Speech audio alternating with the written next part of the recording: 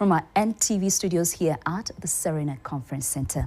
Here is a quick look at the top stories tonight. NTV Tonight, brought to you by DFCU, going further together.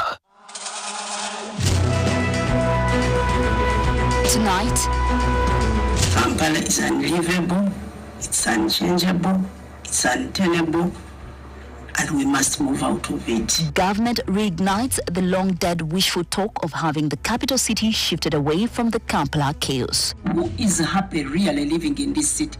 Tell me, who is happy here? Me, I'm not. NSSF bought land for very many years ago. In part of that land is being used by one of the former owners, Members of Parliament on the Committee on Commissions, Statutory Authorities and State Enterprises have resolved to summon businessman Amos Mzee to explain why he has failed to hand over land he sold to NSSF. So we can't break somebody's leg, as some other people do. We have to be legal as a nation. Also on NTV Tonight, This complaint management system will transform our case management landscape through a digital platform to register. Government has launched a digital case management system aimed at making it easier for the public to report and track human rights complaints. Living in a time where somebody doesn't have to travel from Gulu to Kampala or to anybody's office. And Private waste collectors who voluntarily participate. Government asks private companies and individuals to voluntarily ferry garbage on National Cleaning Days. Seventh-day Adventists clean on Sunday.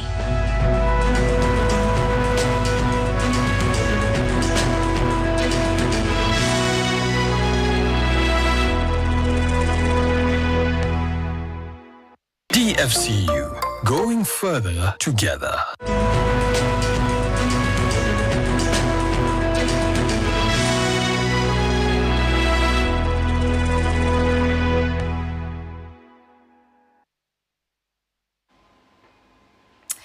Thank you once again for joining us here on NTV Tonight. You're with me, Sandra Kahomza.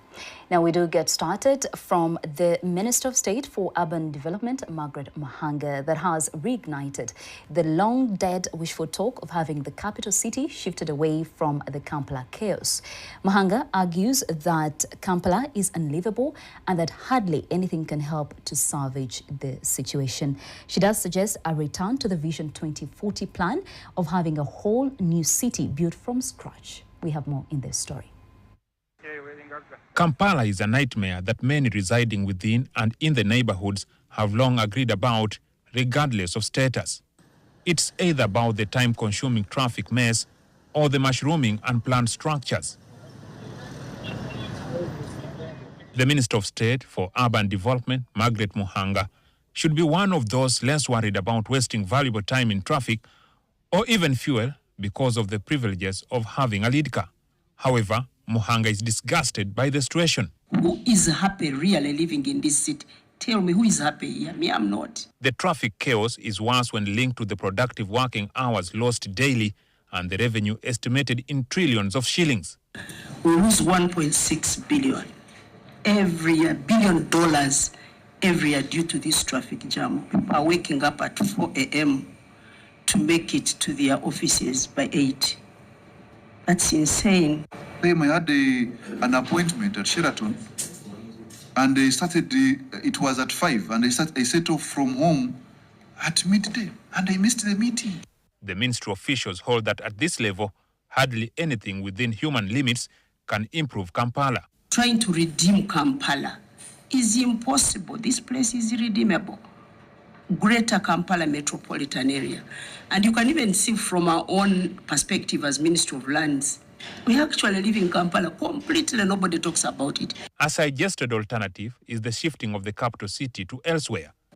Kampala is unlivable, it's unchangeable, it's untenable, and we must move out of it. Surprisingly, none of the recently created 10 cities are under consideration. If we have to create a new capital city, plan for it afresh with proper plans, not for Otombarara or Gulu, because some places are already misplanned. if you go to these cities. The mooted idea is for the government to resort to building a totally new capital from scratch. You can't do anything here. You can't create new roads. People have built in road reserves. People have built fences, and two cars can't pass. The whole Kampala is a rich man's slum. Muhanga agrees that the best place is Nakasongola district, deemed to be at the center of the country and appropriate because it is expansive and less populated. We have a lot of land in Nakasongola where we had decided to shift, and the president was so much for it that this capital city shifts. You don't start it in one day. It can go up to 2040, Vision 2040. Actually, it's in Vision 2040 that we start slowly moving departments, ministries, departments, and agents. The talks of the possibility of shifting the capital city slowly faded away. The government has instead continued with the building of permanent administrative units for its institutions within Kampala and its neighborhoods. A government campus built to house ministries has been proposed for construction in Webaja in Wakiso district. If you said everybody goes to Kampala, to Webaja, through where? Recently, the Ministry of Justice and Constitutional Affairs and the affiliated institutions have shifted to a new home in Naguru, a distance away from the central business district. But you don't know the confusion that is already there at the entrance as you enter into Ministry of Justice. Actually, Tinda is now a mess. Yes. You must expect to spend some 40 minutes coming from the traffic lights of Stretcher to get to Naguru now where there is Shell and Jealous. Muhanga accused the landlords of frustrating the plans to shift the capital city. What have you done as a department to initiate this? And then we can support you. Because we don't want to keep here talking. The talk of moving from Kampala has been forever. Everyone here is scared that if we leave Kampala, I have this building which is being rented, nobody will rent it. Kampala will continue. Nobody is going to lose anything. Despite Muhanga's wishful thoughts about shifting the city, it appeared there was yet to be a candid discussion or proposal laid in the cabinet. Members of the Committee of Parliament on Lands, Housing and Urban Development urged the ministry officials who were appearing before them to return in the following week with a plan about when they would undertake a study on the benefits and disadvantages of shifting to a new city. Jackson Onyango, NTV at Parliament. Thank you, Jackson, for that story, and it will be guiding our conversation tonight. So we do ask you on our social media platforms that you share with us your thoughts on the government's proposal to relocate Uganda's capital city from Kampala. We ask you once again to share with us your thoughts on the government's proposal to relocate Uganda's capital city from Kampala. Please do go to X and also Facebook and send in your views. Well, now, moving on, members of Parliament on the Committee on Commissions, Statutory Authorities and State Enterprises have resolved to summon businessman Amos Nzei next week to explain why he has allegedly failed to hand over 55 acres of land out of the 463 acres he sold to the National Social Security Fund. The land was purchased by NSSF in 2008 for 11 billion shillings.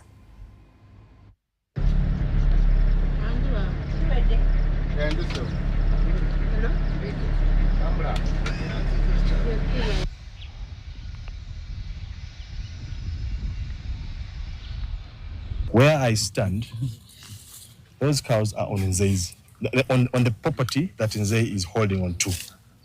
And it is sold to us. And that property is in the names of NSSF.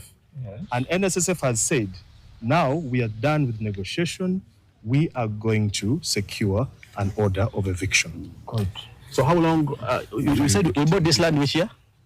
This land was bought in 2008. So since good process, go through. And until it goes through, you can't do much. We can't break somebody's leg, as some other people do. We have to be legal as an entity.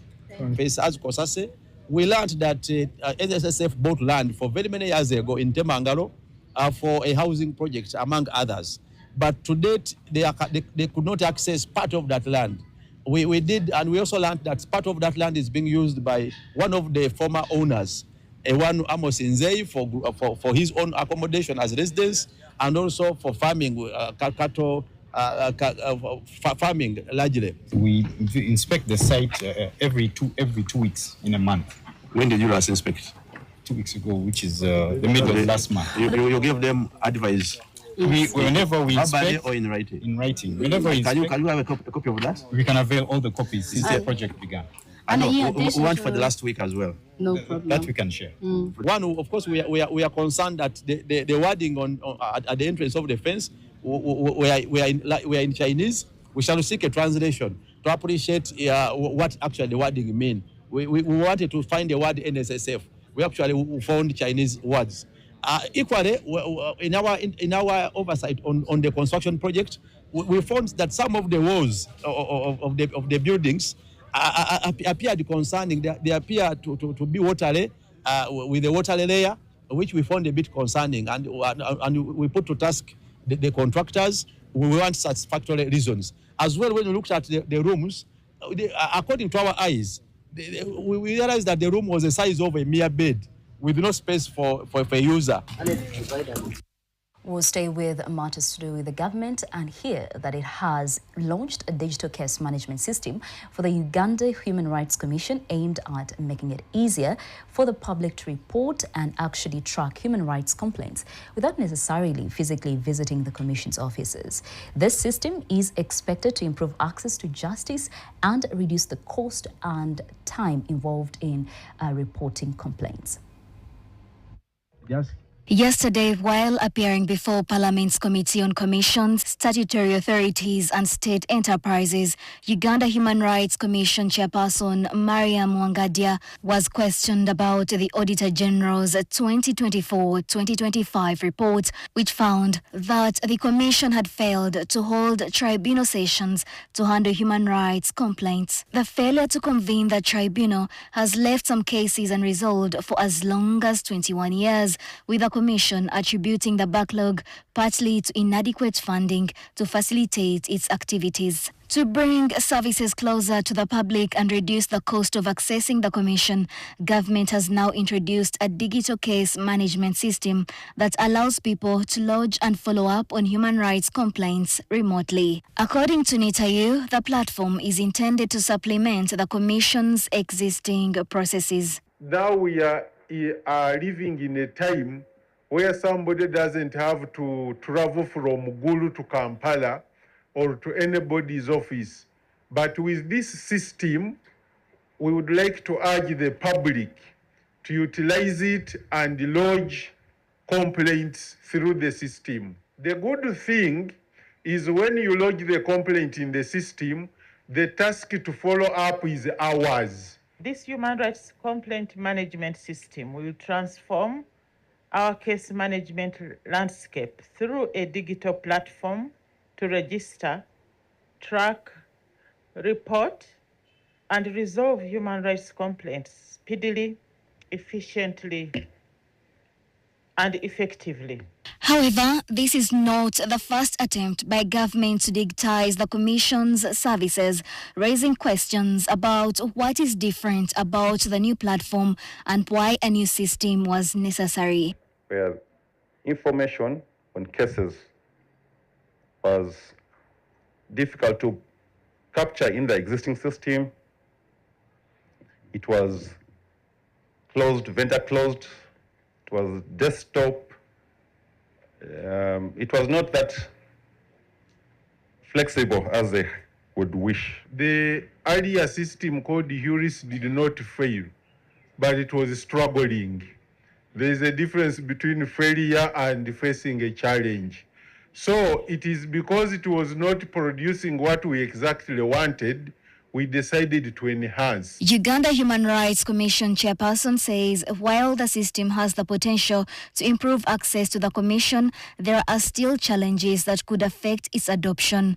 Some Commission offices have limited internet connectivity, while staff require training and continuous retraining to effectively use the platform. 3 of our regional offices, that is in Arua, Lira, and Kabale regional offices, are not yet connected to the national internet backbone.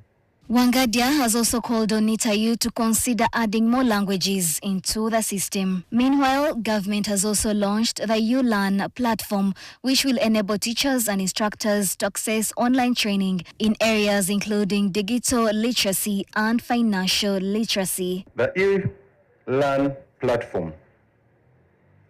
This is a continuing professional development system that gives teachers and instructors from teaching training institutions a structured, self-paced assessment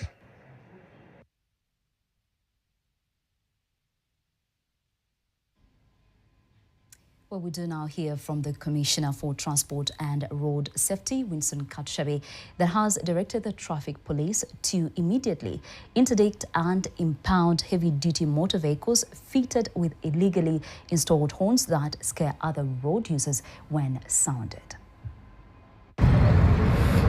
Special investigation into the increasing number of road crashes involving trucks, particularly Sino trucks, has established that the vehicles are increasingly being involved in serious accidents. The latest incident occurred in Rela along the Kampala-Masaka Road, where 14 people were reportedly killed. Following growing concerns, the Ministry of Works and Transport has held a meeting with Sino truck owners, dealers and manufacturers, as well as their drivers, to discuss the challenges they face and measures to improve road safety. You move a truck from Masaka to Kampala, you don't know how many people from different ministries who have stopped you. Hey, CJE this, CJE this, CJE this. No, the Lord says that. You tell them, we engage the ministers and everyone, they said, we cover properly and move. As long as the bucket is full, we don't have that excess on the top. But again, to leave that place, you know Uganda.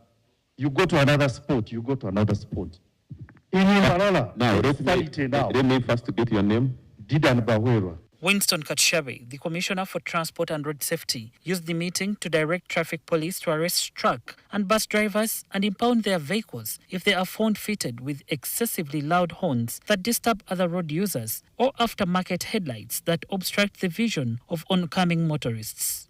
Funny horns on these vehicles, even motorcycles, impound and prosecute. That's when we can have order on the road. That one, we are not negotiating on that one. No. Yes. And these flickering lights, from today, you just get them and charge them in courts of law. Then let's see who is making noise. Katshabe also said the ministry will engage the National Environment Management Authority to assess the environmental concerns associated with excessive hooting from these trucks. Among other requirements introduced by the Ministry of Works to these Sino truck drivers include every driver must be tested and registered by the Ministry of Works and Transport. Every driver must be issued with a badge certifying that they are authorized to drive a Sino truck. The badge of any driver found violating traffic regulations will be cancelled. Sino truck owners must provide their drivers with employment contracts and register them with the Ministry of Works and Transport. Every driver must submit a medical fitness certificate before being issued a badge. Vehicle owners must notify the ministry whenever a driver is transferred or dismissed. Drivers must hold a Class C driving license or a higher category. All drivers of trucks are going to be accredited with a badge. Because these trucks are commonly used to transport sand, particularly wet sand, as well as other materials that may contain water, operators have been directed to take measures to prevent water from dripping from their loads onto the roads, where it can pose a danger to other road users. Katshabe ordered that trucks found violating this requirement will be impounded immediately. So there must be now mandatory sealing of the sand. No more dripping on our infrastructure. Enough is enough, you people. For us, we don't set these badges when we accredit you because you are paying for your driving license. But this badge, once you get it and you're in the sprint, once we suspend it, you don't even touch a Sino truck. You don't touch any other vehicle, even if you have your driving license by it. Authorities are also investigating whether Sino trucks are suitable for unrestricted use on public roads or whether their operations should instead be limited to construction sites, industrial areas, and other designated locations. Becca Senyonga Mulinde, NTV. Have all trucks carrying sand must be covered. Thank you, Becca, for that story. And it will be taking us in for a short break, but we do remind you of a poll question. We did ask that you share with us your thoughts on the government's proposal to relocate Uganda's capital city from Kampala. We are still waiting to hear from you on our social media platforms, that is X and also Facebook. Do go right there and send in your views. We'll take a short break, but here is still to come. Still to come on NTV Tonight. Every animal, whether you're a predator or a prey, there's a role you play in the ecosystem. Recently declared extinct in the wild in Uganda during the launch of the Wildlife Status Report by the Uganda Wildlife Authority, we ask, can African wild dogs be saved? You cannot bring a hunting dog before you actually bring its food. More in today's weekly segment, Eco Talk. And you write off the loan wrongly after somebody has cleared all the areas, then you go ahead and do what? And advertise. Former Uganda Cranes captain Andy Mwesigwa says he has reached a breaking point in life following the uncertainty of the future of the investments he made from his earnings as a football player.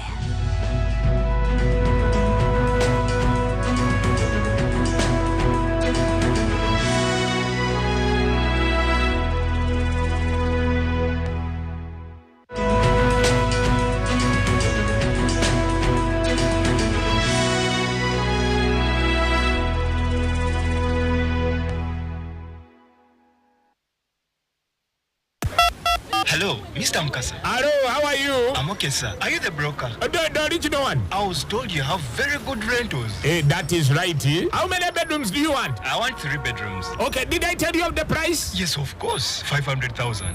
No. This side, the salary went a bit high. Why? Because the paint we use is of good quality. So the place gained the value. Which paint? Global paint. How? For the ceiling, for us we use Global Mat. And for the inside walls, we use Global Silk Vinyl. Okay, tell me about the outside walls. Outside we use Global Weather Coat Emulsion so that the walls don't peel. I'm really impressed. The precision you put while painting, I'm willing to pay any amount. That is true, because here for us quality is paramount and the place becomes humidity. Global Paint, a reliable product. Welcome to our new office. This is where the parking is, and then the warehouse front door, here. The reception, here. The lorry's entrance, there. And their exit, there. This is it. So where is the building? Fast, stress-free construction. Get your factory-made buildings in 12 weeks with SafBuild. Order yours now. SafBuild, a quality building solution from Uganda Bati.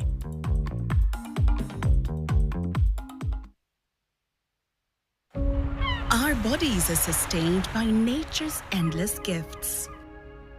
From the food we eat to the air we breathe, the vitamins and minerals strengthen us, helping us glow and thrive. Introducing Vitamin N for nature. Give your skin a daily dose of Vitamin N. Experience Amara Skincare. Packed with Vitamin N. Amara. Embrace nature.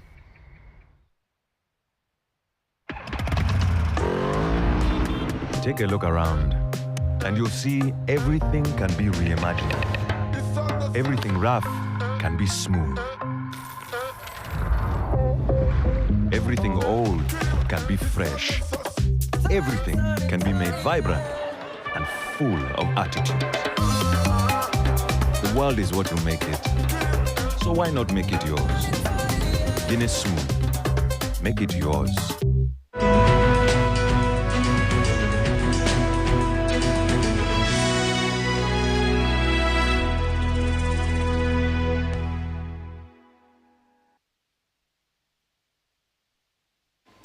Welcome back. Glad to know you're still watching NTV Tonight. You're still with me, Sandra Kahomza. Now, moving on, the government has appealed to private domestic waste management companies and individuals with trucks that can ferry garbage to provide a voluntary service on the mandatory National Cleaning Day slated for the 29th of August 2026. Addressing journalists in Kampala, the Prime Minister Robina Nabbanja also reiterated President Museveni's directive to have every last Sunday of the month as the National Cleaning Day for believers from the Seventh-day Adventist Church who have Saturday as their day of prayer. It is public knowledge that on the 25th of July, Uganda joined other countries like Rwanda and the DRC that implement mandatory cleaning days to improve public health. However, Uganda's debut was not generally a success story as it revealed glaring gaps in the way waste is managed in this country to include limited capacity by line authorities like the KCCA. In municipalities like Nasana, among others, piles of garbage sacks dumped by the street side left the city stinking.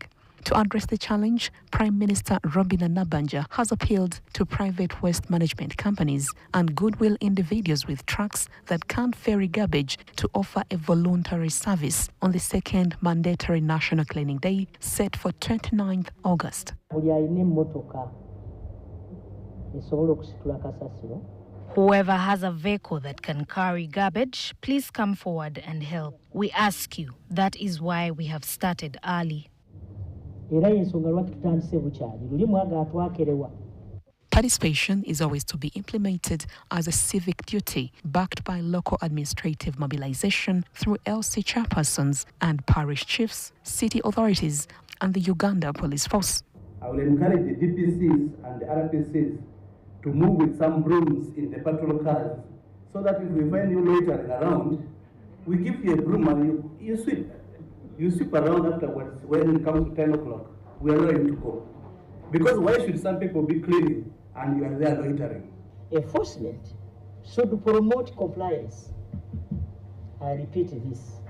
Enforcement should promote compliance and lasting behavior change, while addressing practices such as littering, illegal dumping, blocked drainage, and improper waste disposal. During the exercise that shall start at 7 to 10 a.m. on the D-Day, only documented international travelers, health emergency and security cars shall be allowed on the road. Meanwhile, KCCA warns against burning the waste to protect the environment and has advised household members to develop a culture of sorting waste, like putting plastics aside to earn some money from it. Juliet Nalwoga, NTV. Well, Uganda has also today joined the rest of the world to celebrate International Youth Day with national celebrations held virtually from the office of the Vice President in Kampala. President Museveni, in a message delivered by Vice President Jessica Lupo, called on the youth to contribute to socio-economic transformation while warning against alcohol and substance abuse. The celebrations have also reignited attention to the challenges facing the Ugandan youth, including limited access to capital and employment and their exclusion from matters that actually key decisions that actually matter to them. We have more in this story.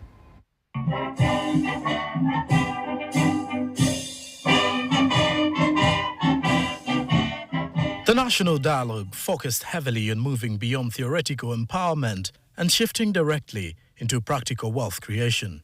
Leaders emphasized the critical need to back youth innovations with solid financial and structural resources. Your Excellency, I must say that there is something that is coming to Africa that we are not giving enough time. I don't think this is elsewhere in the world. The demographic growth, the speed at which young people are inserting themselves in the world, and therefore the greater need for them to be given attention is something we may have to put on the side and examine it in a very special way. The task is upon me, the task is upon us as the Ministry of Gender, Labour and Social Development, one, to unearth the challenges within what is already existing, the programs that are there. I'm aware that Also, we have a lot of our young people who go into school. Along the way, they drop out. And that is very evident with the statistics that gives us the high dropout rate of our young people even out of school. Then we talk about the need, the young people who are not in employment, not in education, not in training, coming to about 5.5 million young people. These are disconnected from everything that we are talking about. They have no idea about nothing. And that is a concern for us. We want the youth to come out because they are in 70% of the youth. Uganda has 70% of the youth, but most of them are looking for job opportunities, which some of them are not there. But if they can, them as the youth can come up and say, now, their jobs are not there, what can we do? We can create a hub like this that is there, that can help others and also impact the societies.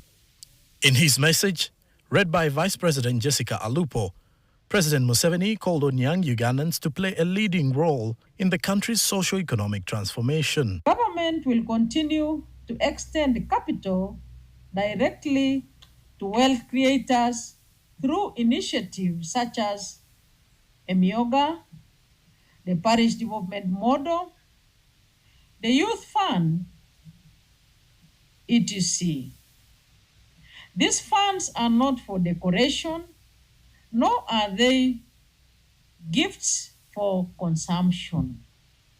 They are seed capital intended to help you generate income, produce goods and services, and transform your livelihoods. The president cautioned young people against alcohol consumption and substance abuse, arguing that reckless lifestyles can undermine their health, productivity, and contribution to the economy. I urge you to take good care of yourselves. You should avoid drug use, alcohol, and promiscuity because they destroy your health, clarity of mind, and productivity. But while government focused on personal responsibility, the youth are looking at what they say is the other side of the equation, the responsibility of government.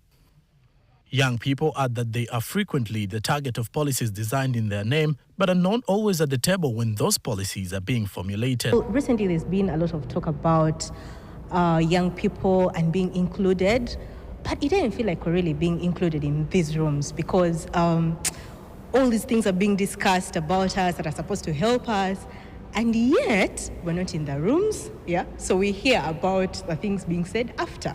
Despite the fact that we are thinking about today as a day where we should look at how are youth being supported, how are youth being given opportunities, how are systems being created for youth to thrive, we should not think about this only on International Youth Day. We should think about it every single day because youth are the future of this country and we are the ones actually running the economy. In the political aspect, young members of the National Unity Platform have criticized the growing influence of money in Uganda's politics, saying the high cost of political campaigns is shutting many young people out of the race for leadership. There's a lot of monetization of politics. A lot of money has been injected in the politics of this country from both the voters and the politicians as well. And youths that compete end up not being declared winners because of the same thing. Because of being, not actually poor, but because their age does not support the amount of money that is being required for one to participate. So we call upon good democracy in our country.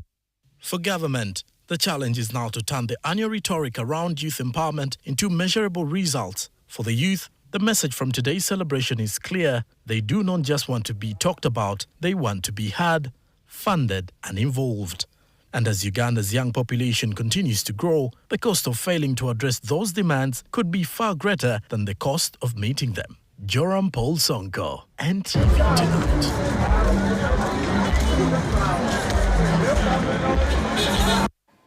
Thank you, John, for that story. Moving on tonight, Uganda's wildlife conservation efforts have, in most recent years, recorded remarkable success. And from the return of the rhinos to the restoration of the giraffes in several protected areas. But the African wild dog, one of Africa's most remarkable predators, has remained absent from the country's landscapes. Now, recently declared extinct in the wild in Uganda during the launch of the Wild Status Report by the Uganda Wildlife Authority, the species may yet have a chance for a comeback.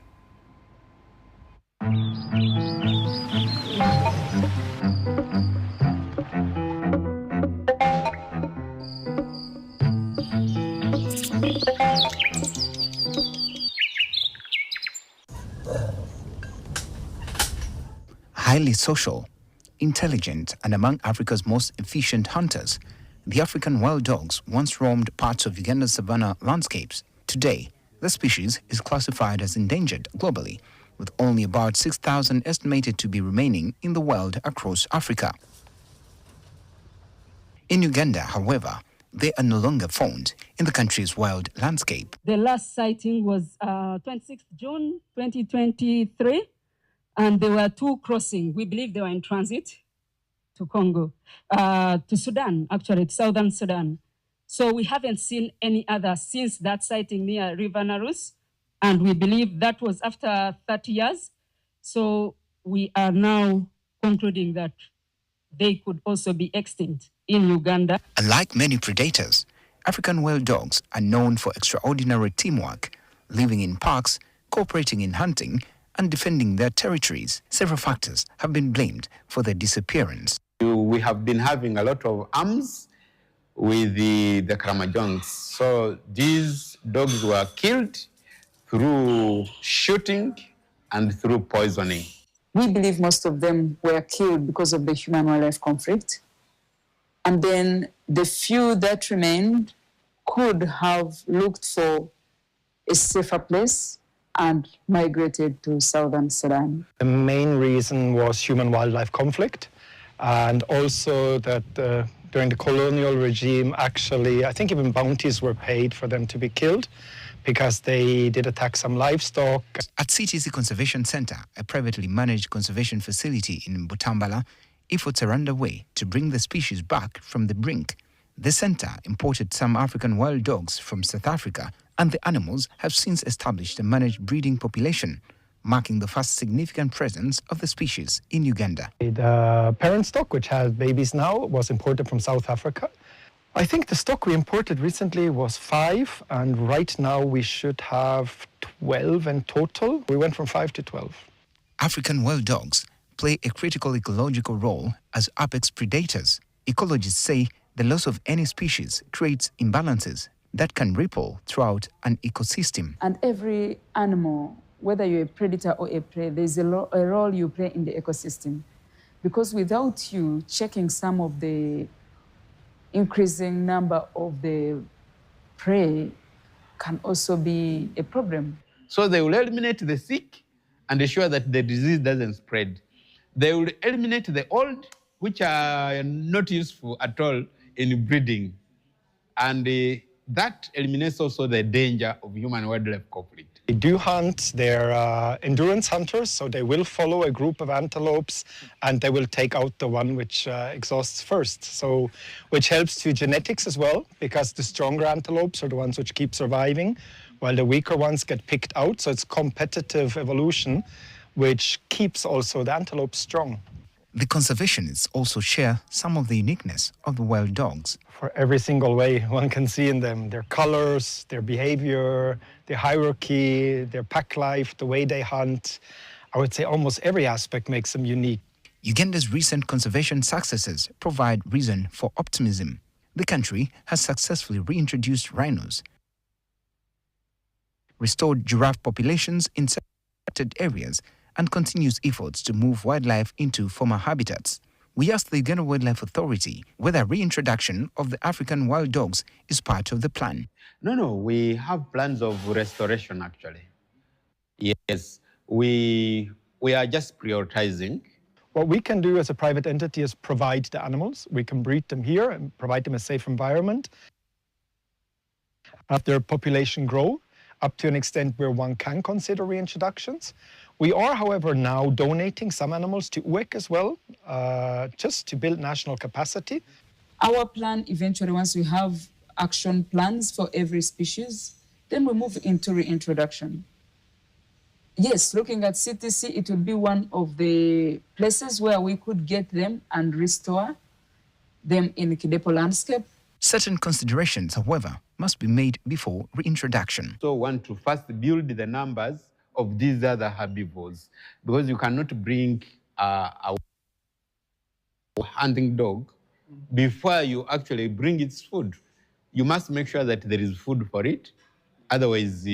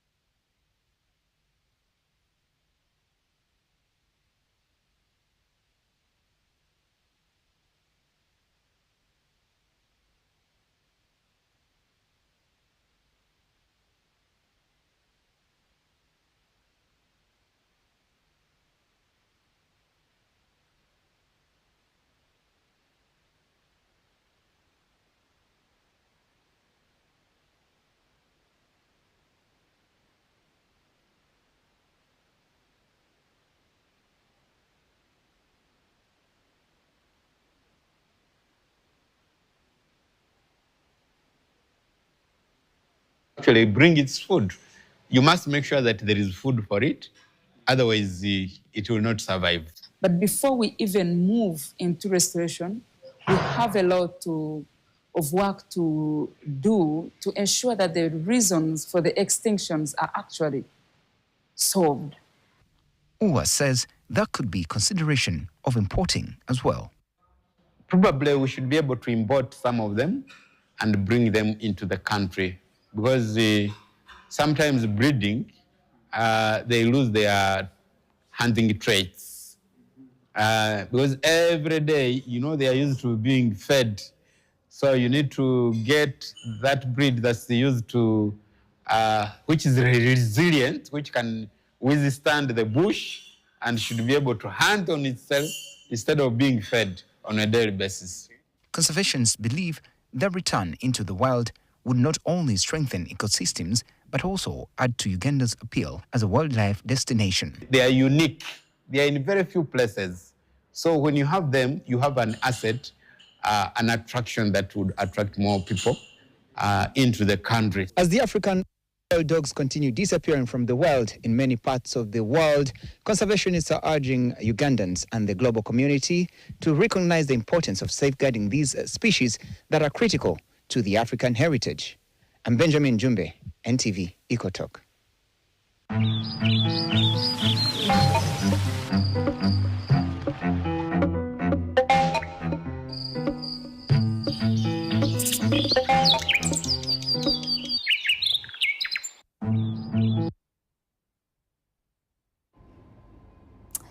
Thank you, Benjamin Jumbe, for that story. And it does take us in for a second break, but coming on shortly is Malcolm Sime with business news, and I'll be returning later with sports news, so do keep it NTV.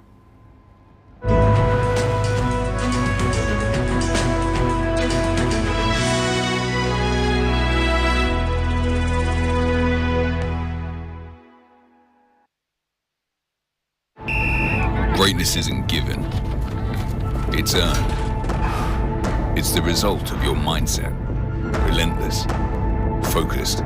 So when greatness is within reach, you're ready. Rule your kingdom. My story in the media cannot be complete without NTV. This is the station that gave me a platform for you Ugandans to know a person called Herbert Ziwa. It is here at NTV that I spent 7 years doing some good journalism. Some of the outstanding stories that I covered included the two presidential elections, that is the 2016 and the 2021 general elections. I also covered the presidential elections in Kenya. You all remember that 2017 election that was annulled by the Supreme Court of Kenya. I also went back and covered the repeat.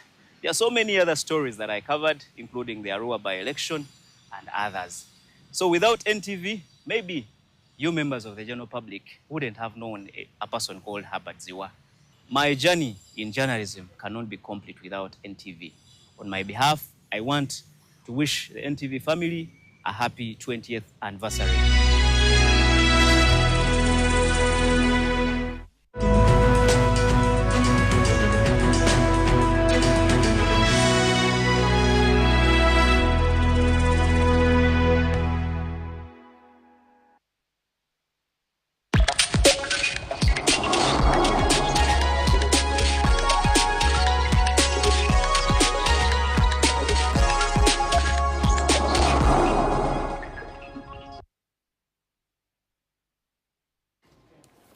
Well, good evening. Welcome. This is Business. My name is Malcolm Sime, and let's start off with matters of cyber security because Uganda is recording a worrying rise in cybercrime, and it is reported cases are increasing by more than 93% from 245 in 2023 and to 474 in 2024, before slightly dropping to 412 in 2025. And as Ronan Nahawe reports, Bank of Uganda now says the growing threat could undermine trust and financial stability, particularly as banks, telecom companies and payment platforms become increasingly interconnected. Uganda has rapidly expanded the use of mobile money, online banking, digital government services, and internet-based commerce in recent years, increasing the risk of fraud and cyber attacks. Bank of Uganda's governor, Michael Atig-Ego, says cybersecurity has become a macroeconomic and financial stability issue, urging sector players to rise to the challenge.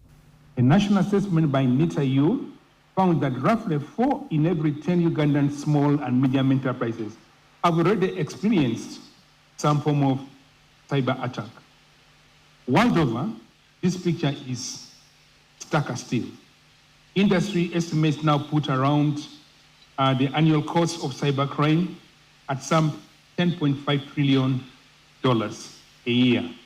The nature of these cyber attacks is changing faster than many financial institutions can easily track, which is why strengthening cybersecurity should become a shared responsibility. The thieves won't look for your pocket money because they know there is no money in your pocket money. The money is on your phone. The thieves won't break your house to look for the million you are keeping there. They know you no longer keep money in a certain place in your house. They know you keep money online. You transact online. They know that. And they know they don't need hammers to break into your phone. They just need to compromise your online safety. Airtel invested in a significant solution which has completely carved some of those social engineering messages by what we call the spam SMS campaign. If you remember the spam SMS campaign, what Airtel did, we have incorporated the technical technology, the big data, analytics, and AI to be able to detect the patterns of messages that are sent by scammers. There's no one who can operate in isolation. When it comes to cybersecurity, we all must work together. You can be an employee of Bank of Uganda.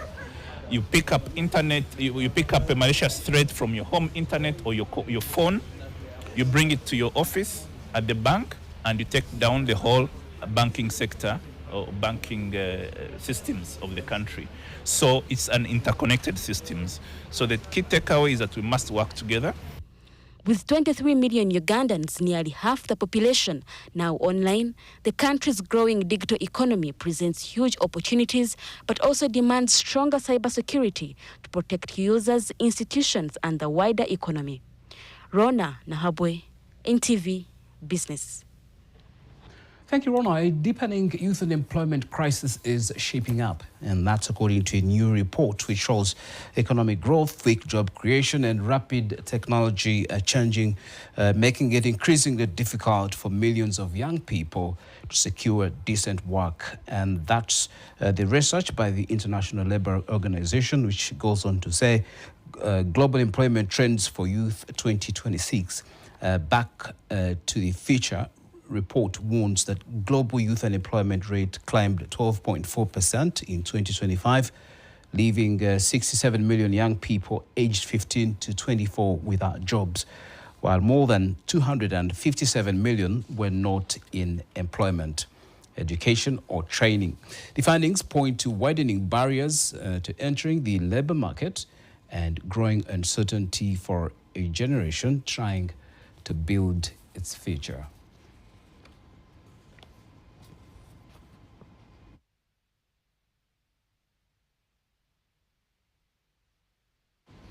So Uganda's tourism industry is chasing more visitors and arrivals, but the bigger business question may be what happens after they arrive and whether the sector has people skilled enough for that labor market, and then decent workplaces also listed. Inclusive businesses need to turn the tourism into sustainable jobs. So a new training initiative is exposing this challenge as employers confront a workforce gap that could affect both the quality of service and now widely tourism earnings shared. Be attracting more visitors, but a less visible challenge is whether the people delivering that experience have the skills and opportunities to earn from it. A new program has trained 20 young people with disabilities in hospitality skills, highlighting a wider skills gap in an industry that has already reached more than 5,000 young people. We've worked with more than 180 tourism businesses. Since we started in 2019, we have reached over 5,000 young people working in the sector, but believe me, we haven't even scratched the surface of how big the skills gap is, but then also the gaps around sustainability, the integration of responsible tourism practices, decent work, inclusion, and just the increasing productivity across the value chain. Honestly, this inclusivity, this looking out for the skills, is the only thing that is going to fix our unemployment. It is not true that the jobs are not there. The jobs are there. But what can you exactly fix? For Uganda tourism businesses, better customer service may start with how workers are treated behind the reception desk. The program found that safer workplaces, accessible facilities, and better communication can directly reshape the visitor's experience. With travelers comparing Uganda's service with destinations across East Africa, businesses face growing pressure to raise their standards, starting with the people serving the customer. We need a full engagement of owners, investors, and directors in the sector. We've often seen that where employees are not catered for, not happy in their workplace, they don't feel safe. Not all the time, but in many cases, it has to do with the people at the top who are not fully setting the right direction and the pace. We're in a global world, it's standards, It's East Africa. We're moving to Kenya, we're moving to Rwanda. Customer service has been set, how you're welcomed, how you receive orders from customers, how you address challenges when you've gotten that order wrong, how the customer feels in your space. Are they welcomed? Is the space clean? Can you be able to communicate? So that customer service that we're talking about, the bar has been set high. For Uganda, the next test is simple: turning tourism into better jobs, stronger businesses, and a better experience for the visitor. Betty Ndagire, NTV Business. All right, as we go to equities and Forex, Nation Media Group was among the biggest decliners today at the stock exchange, but that would be a story for another day. But at least it was good stuff for the Uganda shilling, which strengthened against the greenback, supported by strong dollar supply and increased demand. As you can see on your screen for the local currency, for the mid-month tax payments. Meanwhile, ample liquidity kept money market conditions comfortable. The Bank of Uganda also recorded strong demand at today's Treasury bond auction. Investors took up 1.146 trillion shillings in face value, allocations against 990 billion on offer. So pointing to favorable government funding conditions and lower borrowing costs at this point. Tomorrow is the central bank will be handing out the new central bank rate at the policy committee meeting. On the other hand, Uganda equities marked closed lower today on Wednesday, and the all-share index fell 0.20% to 2,227 points, while the local companies index wasn't changed to close at 576 points, just as yesterday. So East African Brewers Limited, National Media Group, among the biggest decliners, while Equity and Kenya Airways posted modest gains.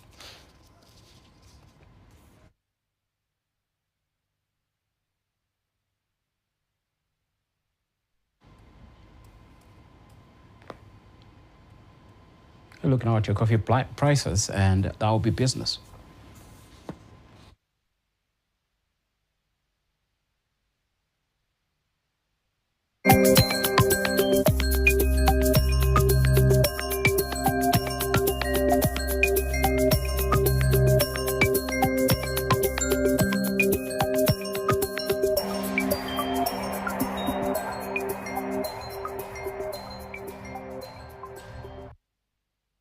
Sports is up next with Sandra here on NTV Tonight.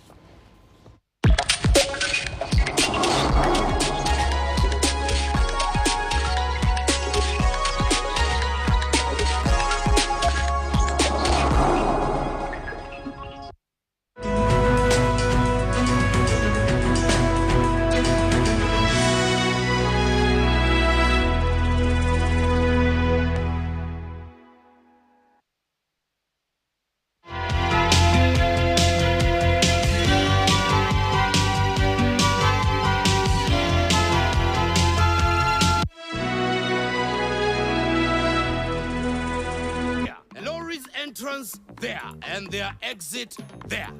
This is it. So where is the building? Fast, stress-free construction. Get your factory-made buildings in 12 weeks with SafBuild. Order yours now. SafBuild, a quality building solution from Uganda Bati.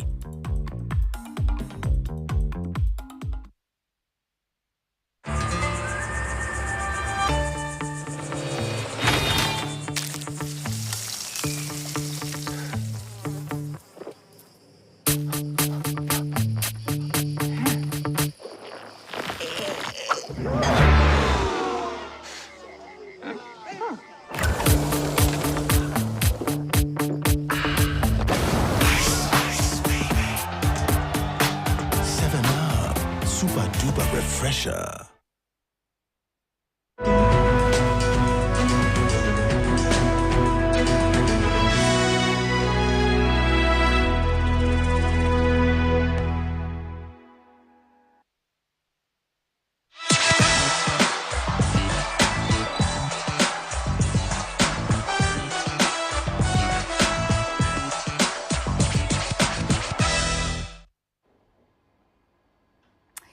Welcome now to sports. We do get started with former Uganda Cranes captain Andem Mwesigwa that says he has reached a breaking point in life following the uncertainty of the future of the investments he made during his earnings as a football player. Let's hear his story in this report.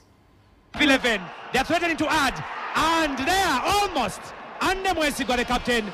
At the height of his professional football career, Andrew Mwesigwa decided to invest his earnings into developing a football academy in Wakiso district, which eventually evolved into a secondary school. The former Uganda Cranes captain says he planned to have the investment as his retirement plan for income. And I thought that it would be very good for such a person like me, who has earned really some good money abroad, to come and invest back home.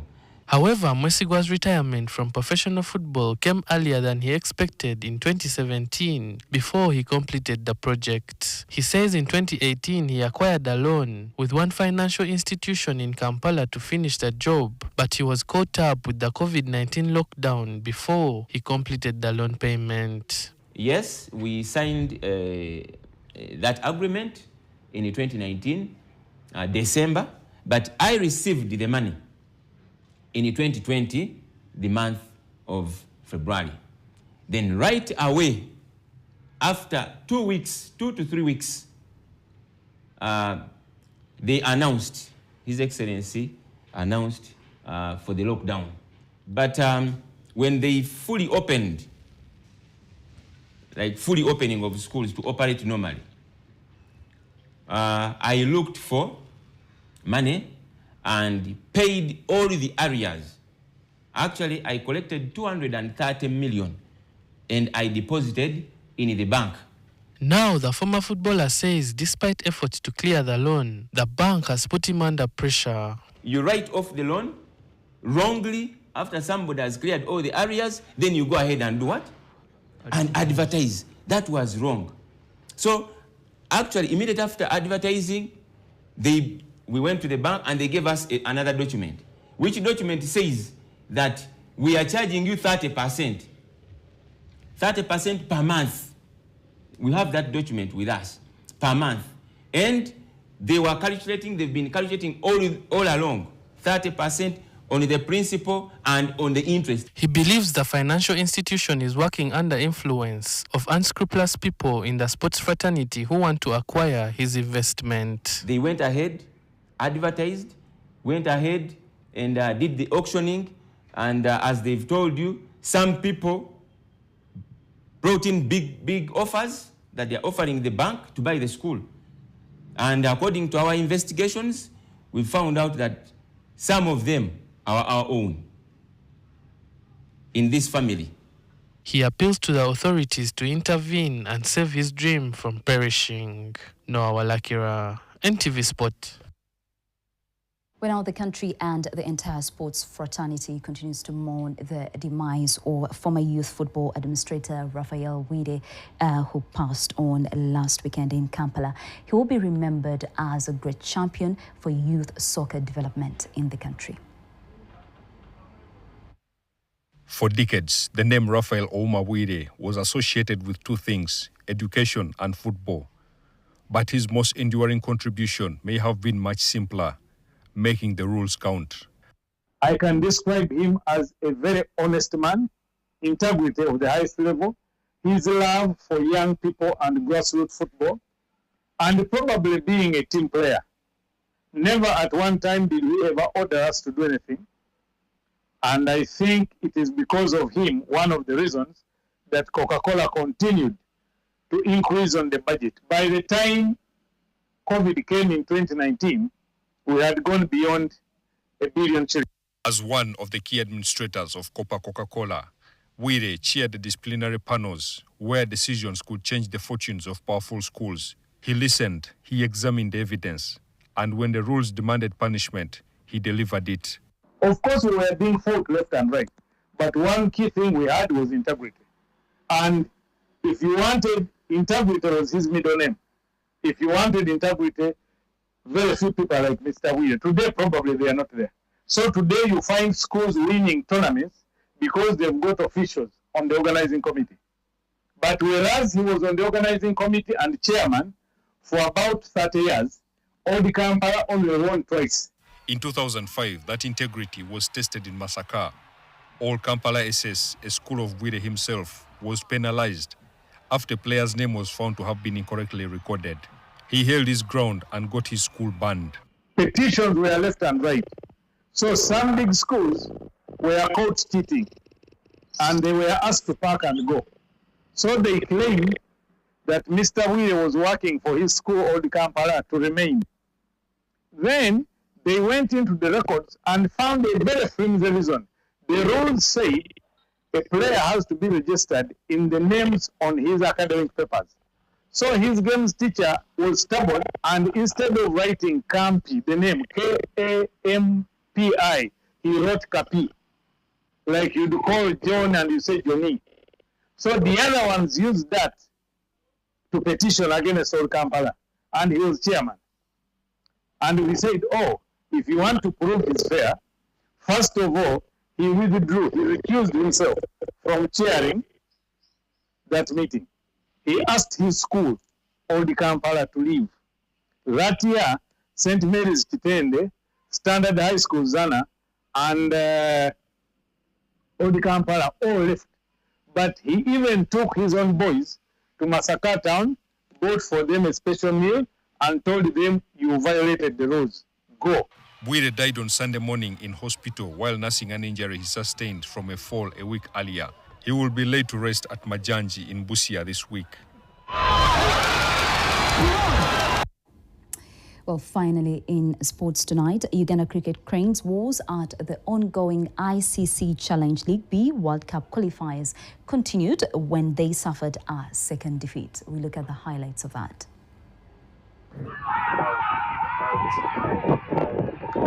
I think we started off quite very well with the openers.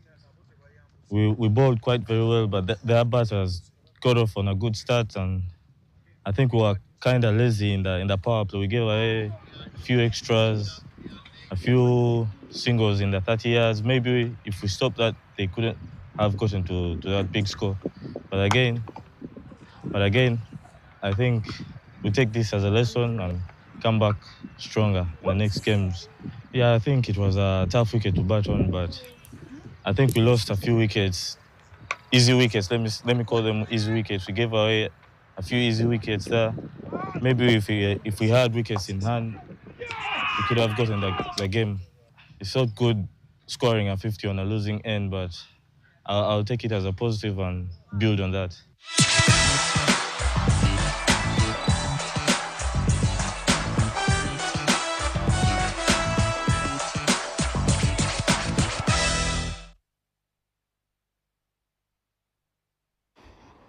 Well, that brings us to the very end of NTV Tonight this Wednesday. Thank you all for joining us. I am Sandra Kahumza and Maureen Nambalira. We do sign off, but hope to see you again tomorrow. Good night.